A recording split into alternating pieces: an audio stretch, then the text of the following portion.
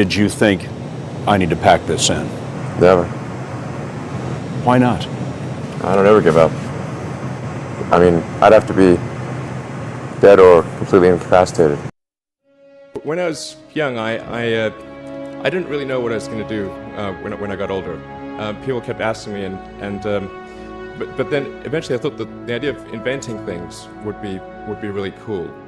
And the reason I thought that was because I read a quote from Arthur C. Clarke, which said that a sufficiently advanced technology is indistinguishable from magic, and that's really true. If you go back, say 300 years, the things that we take for granted today would be you'd be burned at the stake for.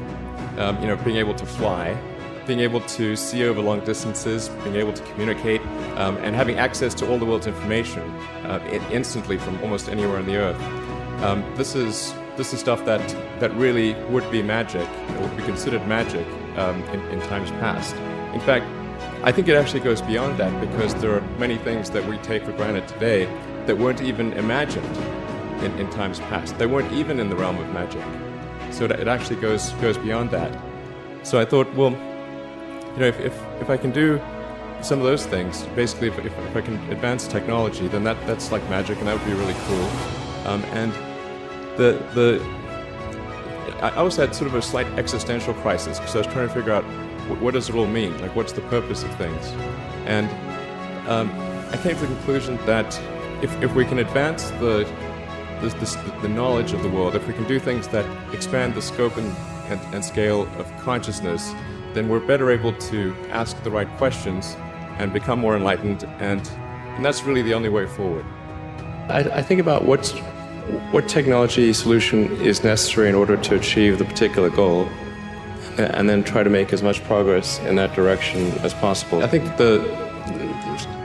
being a multi-planet species and being out there among the stars is important for the long-term survival of humanity.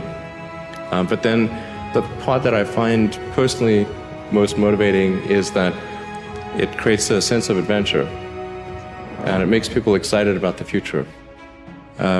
If you consider two futures, one where we are forever confined to Earth until eventually something terrible happens, or another future where we are out there on many planets, maybe even going beyond the solar system, I think that second version is incredibly exciting and inspiring, and there need to be reasons to get up in the morning.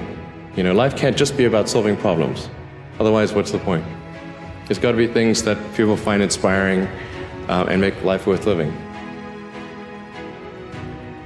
When my brother and I were starting our first company, instead of getting an apartment, we just rented a small office, and we slept on the couch.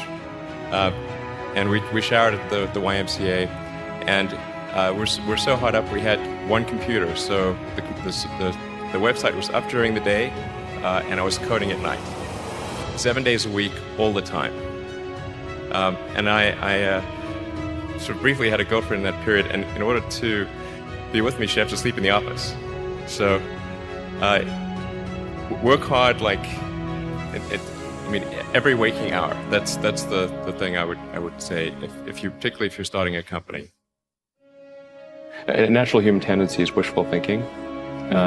So a challenge for entrepreneurs is to say, well, what's the difference between really believing in your ideals and sticking to them versus pursuing some unrealistic dream that doesn't actually have merit? And that is a really difficult thing to tell you. Can you tell the difference between those two things? Right. So you need to be sort of very rigorous in your self-analysis.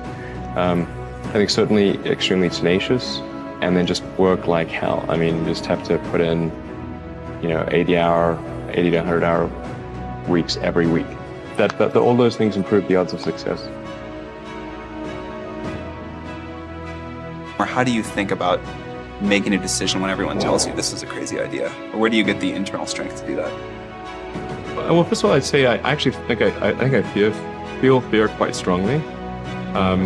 So it's not as though I just have the absence of fear. I feel it quite strongly. But there are just times when something is important enough, you believe in it enough, that you do it in spite of fear.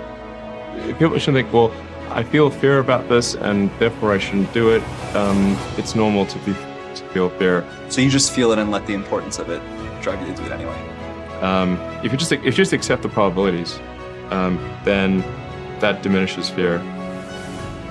Drive overrides fear. It's about believing in the future and thinking that the future will be better than the past. And I can't think of anything more exciting than going out there and being among the stars.